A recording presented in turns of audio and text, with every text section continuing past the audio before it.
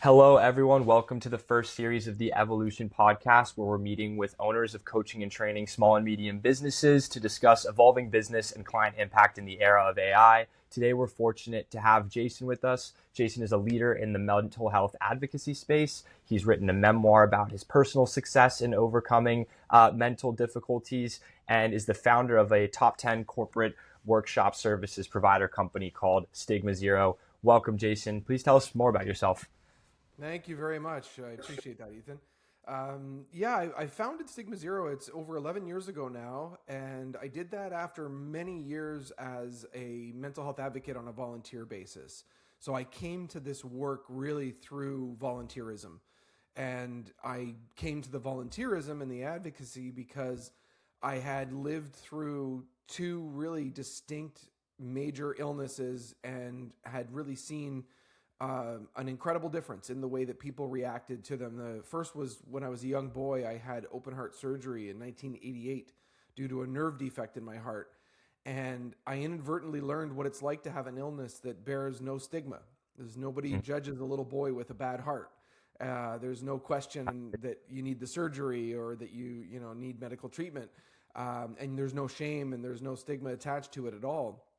But in my 20s, while working as a fundraising professional for McGill University, I was diagnosed with bipolar disorder. And in the years leading up to the diagnosis, there was enormous stigma around this new illness. And first it was in me, and then it was in my colleagues and my friends and in my family. And it was a real battle to try to come to terms with that. And it occurred to me, once I overcame stigma myself, it occurred to me that all that had changed was that a different part of my body was failing. My brain was failing me rather than my heart. But Mhm. yet, societally, everything was different about the way that we reacted and the way I reacted to the illness. And that was a mistake. And that's what sparked my advocacy. I decided that if I shared my story, I might be able to help others see this flaw in the way that we're treating mental illness and try to level the playing field so that all illness is treated the same. Yeah, no, I love the story, and your personal connection to your work is obviously extremely admirable. Yeah, and like really excited to have you here and to dive more into how AI can kind of play a role in your business and also in shaping the landscape of providing mental health services to your clients. So really excited to have you here. Today's episode is going to be called "Wearing All Hats," an AI solo entrepreneur's playbook. So, Jason, we think that you're the perfect guest to have here because you're obviously running StigmaZero as a solo operation, and we think there's so much that AI can do within your space and helping you out with wearing all of those hats. So, excited to have you here and discuss it. Um, I guess a little bit curious if you could dive in more for us. You gave us the rundown on your transition of your diagnosis to starting the company and doing all the advocacy work that you did. Could you tell us a little bit more tangibly for our listeners out here who might be interested in your services, exactly how StigmaZero approaches the, getting stigma down to zero process?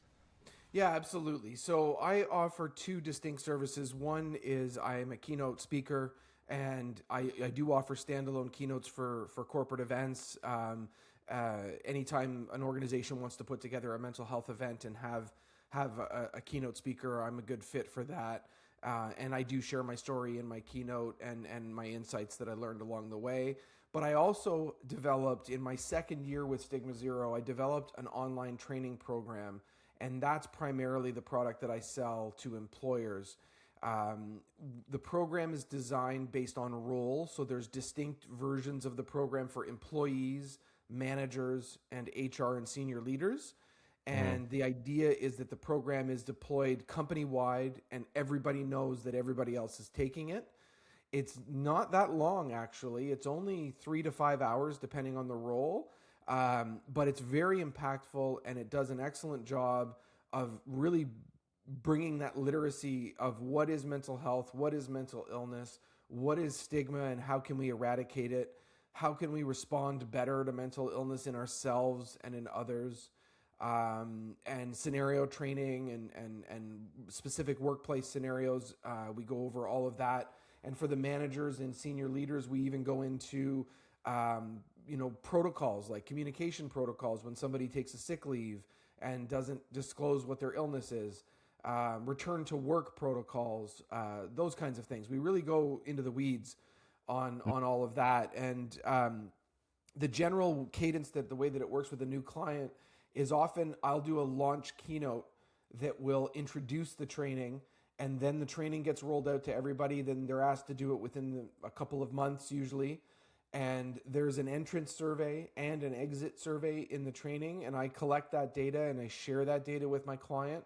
It's really, really powerful to set the tone as to where their workplace is at the start when it comes to mental illness and stigma, and where they are at the end. And there's always a very significant change in their attitudes. Stigma is reduced significantly as a result of the program and the keynote. And then they actually have access to the program for a full year, because it's the kind of program where you might take it in month 1, but in month 6 or 7, something might happen that makes you realize, oh, what did StigmaZero and Jason say to do in this situation? And it allows the person to go back and use it as a resource. It's a complex issue that we're tackling, so it's not really a one and done kind of thing. And we encourage employers to actually renew for year 2, and have people take it a second time in year 2 as a refresher.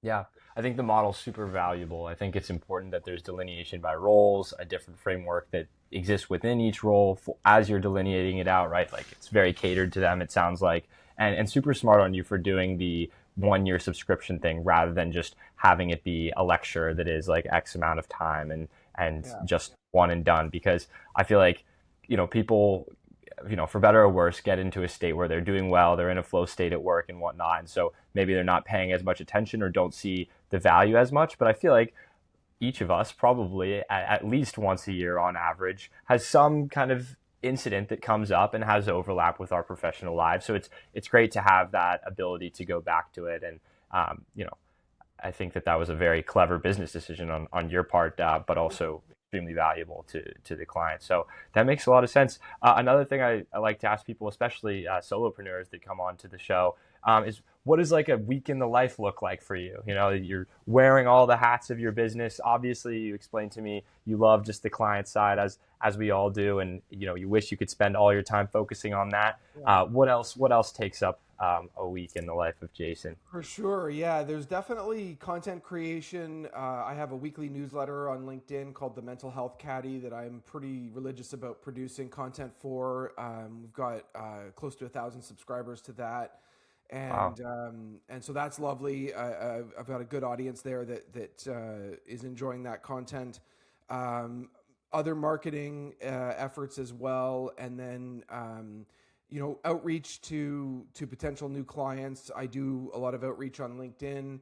I've done email campaigns, and not as many ads. I've found I tried one time doing meta ads and just didn't see a great ROI. It was difficult, I think, to get my ads in front of the right people, because the decision makers who would buy training like what we sell, you're talking about in a smaller company, it's the CEO. In a larger company, it might be the VP of HR or the VP of DEI or the VP of culture.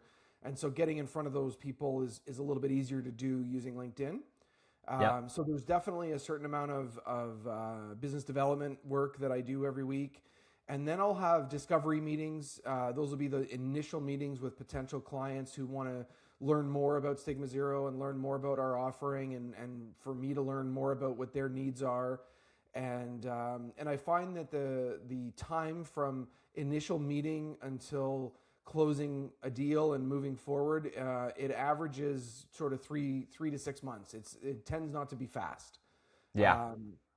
People tend to be, they even the ones that are very interested, they're interested, but they've got to find a place to do it, both budgetary and in their calendar. And so they tend to plan that out a few months. Yeah.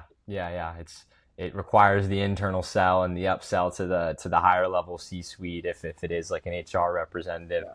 Makes a lot of sense, and definitely lots to think about there in terms of like who do you target, and which process is going to take less long, how many hours are going to go in relative to the amount that each of them will pay. So I'm sure that's a whole complicated equation that goes on. I guess zooming out a little bit and thinking about just the industry as a whole and the type of service that you provide and the people that you provide it for.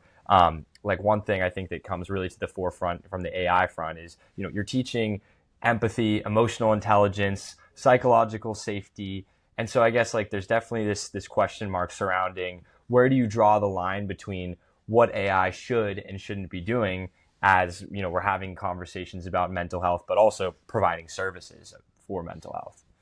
Yeah, I'll be honest with you.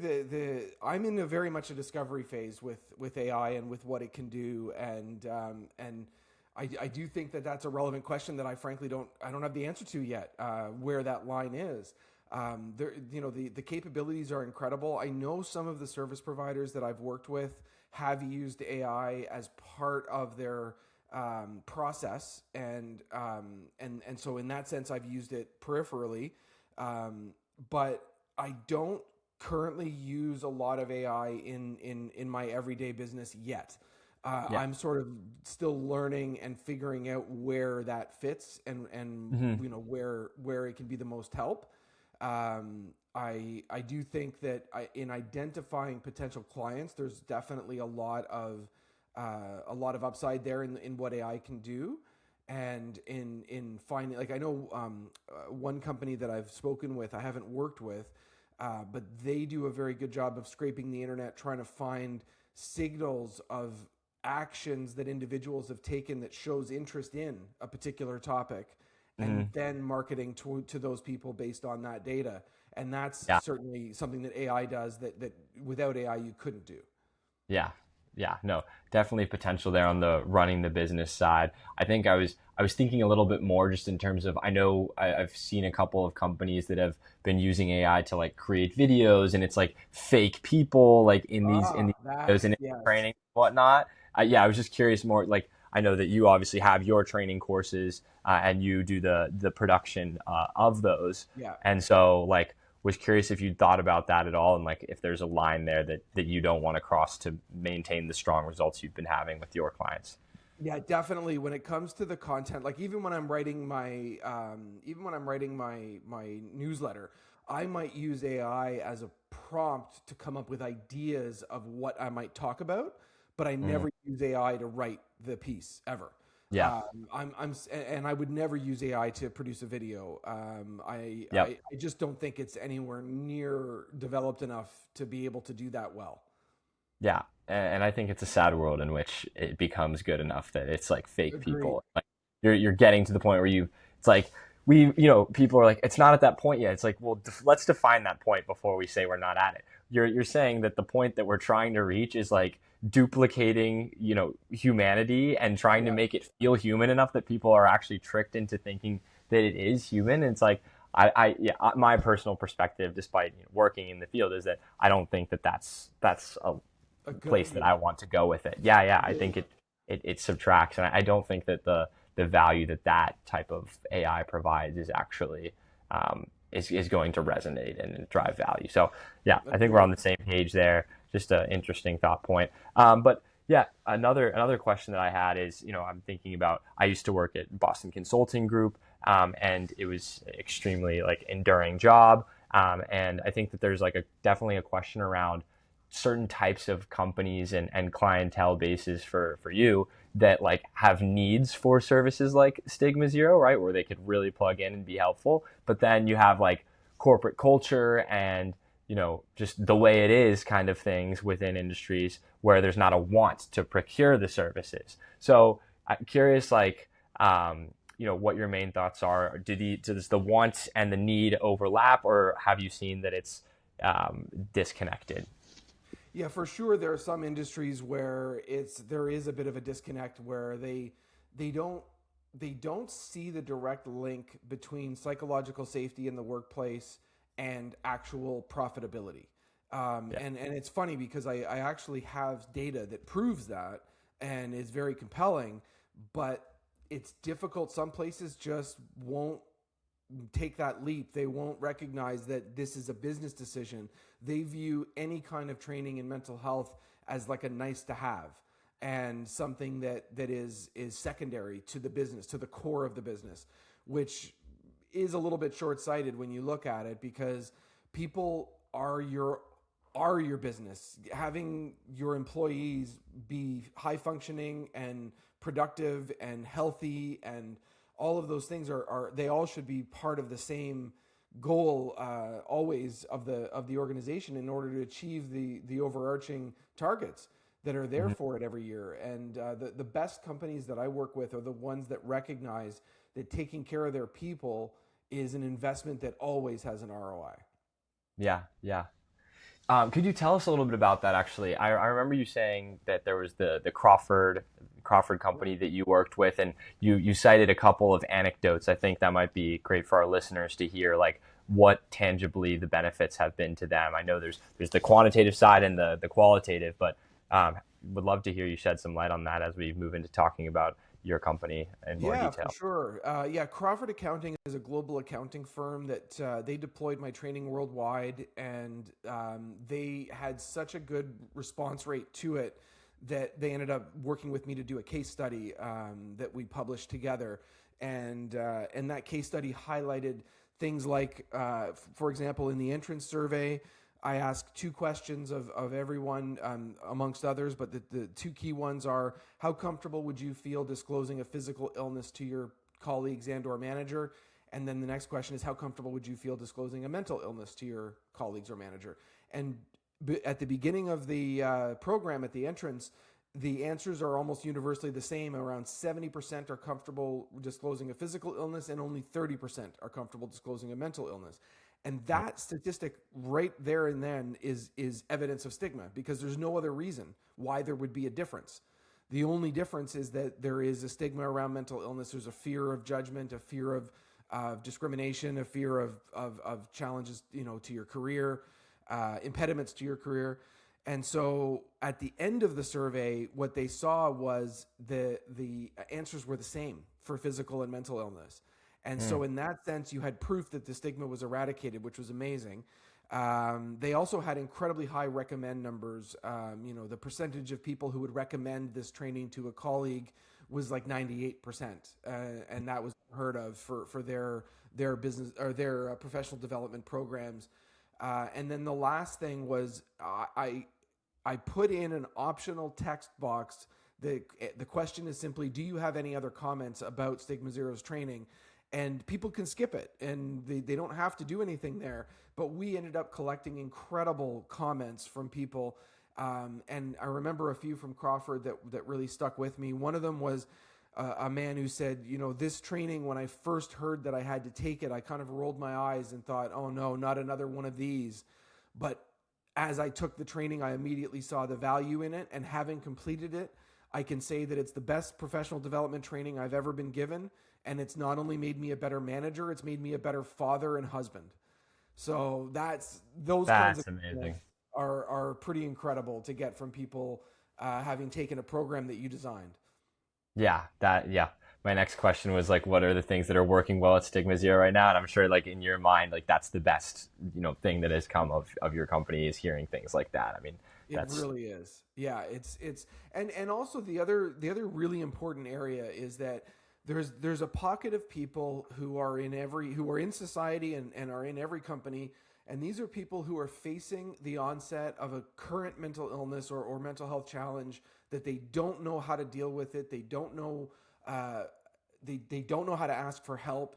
They're hiding it. They're working through it, and because of my program, it gives them the freedom and the permission and the comfort level to recognize that they're dealing with something serious and that they should seek medical attention. And that's huge, because the difference between the first 3 months of the onset of a depressive disorder and 9 months later can be the difference between life and death in certain situations. And so just getting people to recognize, oh, I'm not well, and if I wasn't well in any physical way whatsoever, you could use migraines as an example. If you suddenly got a major migraine every week, it wouldn't be very long before you'd be knocking on the door of your doctor saying, I need somebody to look at me, something's wrong. Yeah. But if you're experiencing anxiety disorder or depressive disorder, it's so easy to just say, oh, this is something else, and I'll just deal with this in my own time and I'll work through it. And that's dangerous because the illness can simply get worse and worse. That's certainly what happened to me as my illness surfaced and evolved. Hmm. Yeah.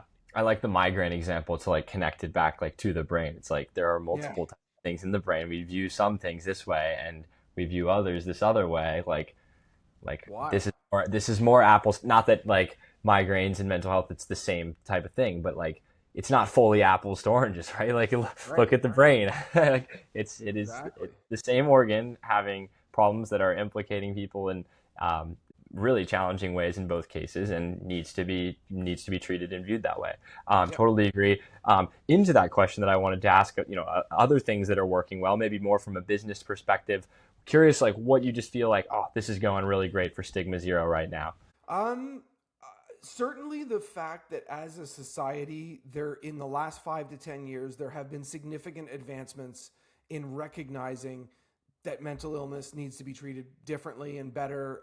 That that psychological safety is now a priority at more and more companies.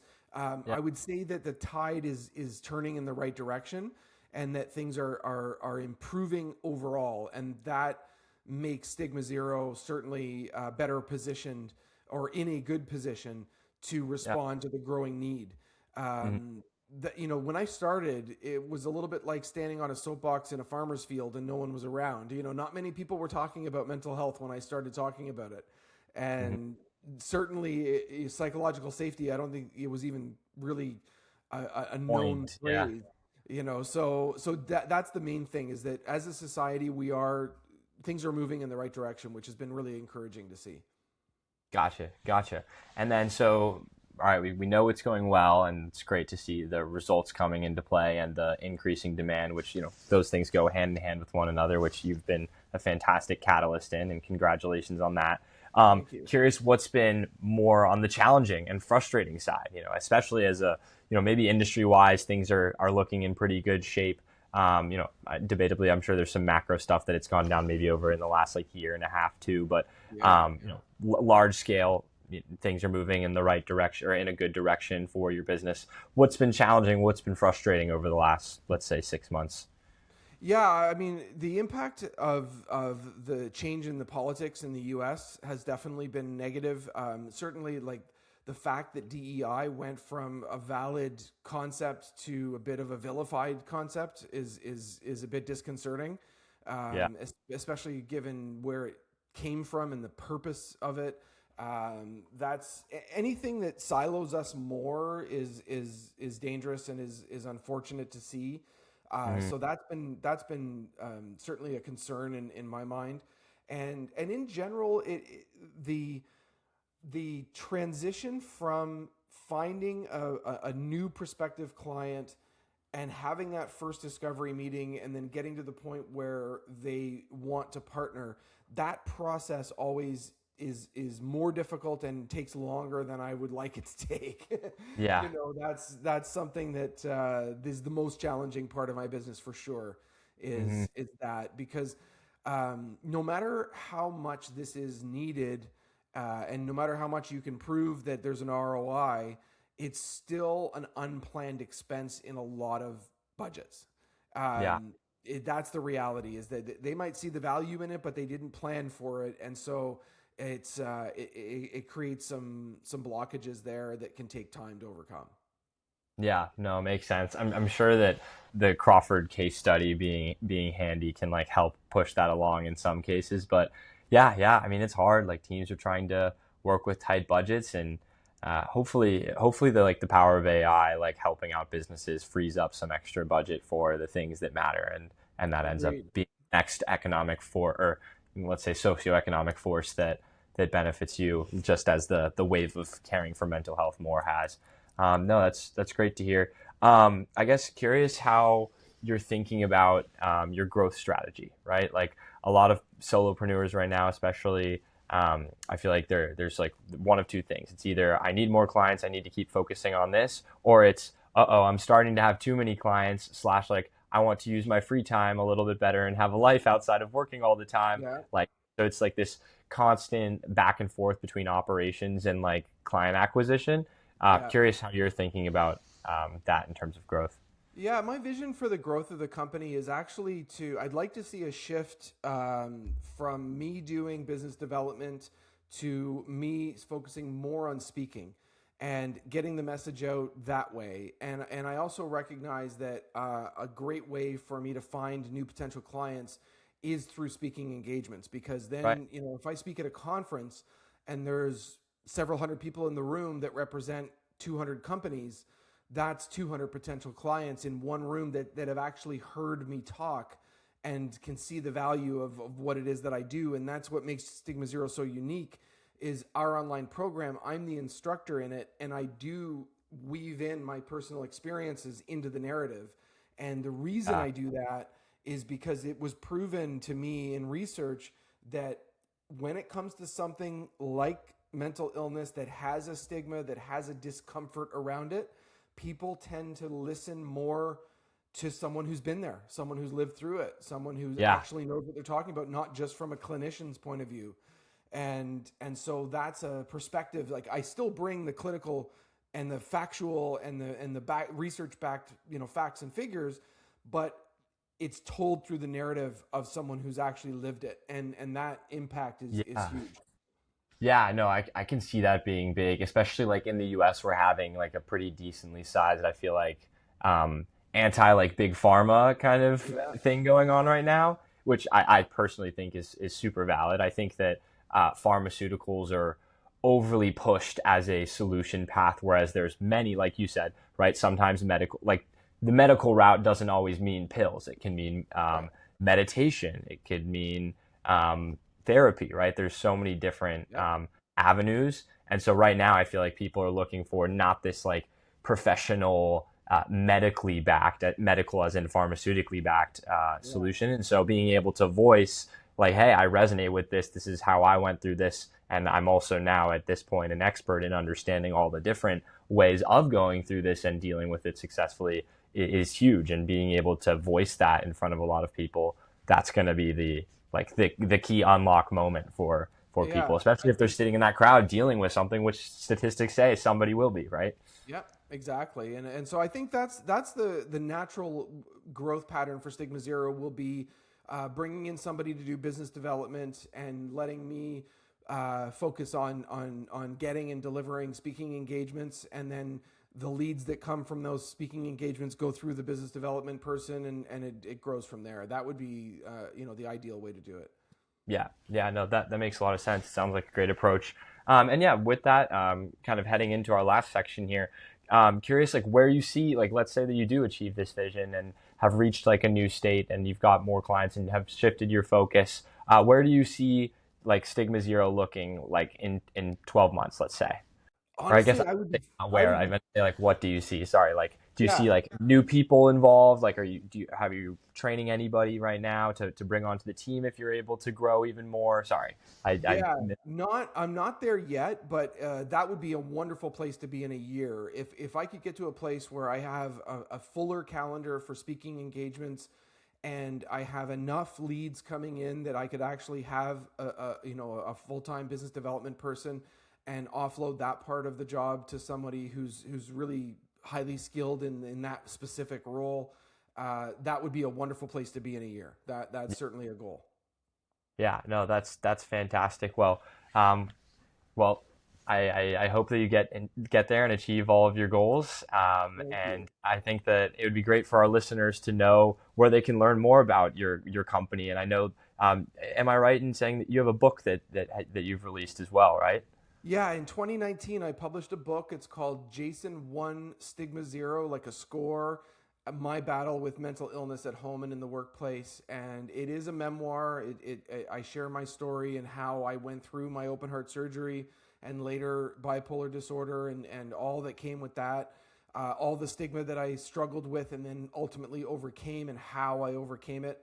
So the book is really useful for anybody who is facing their own challenges with mental health, who maybe are a caregiver for somebody in their life who's facing mental health or mental illness. The book is really useful in all of those cases. And the easiest way to learn about me are two websites, StigmaZero.com, and that's spelled out, StigmaZero.com, and JasonFinucan.com. And my last name is spelled Finucan.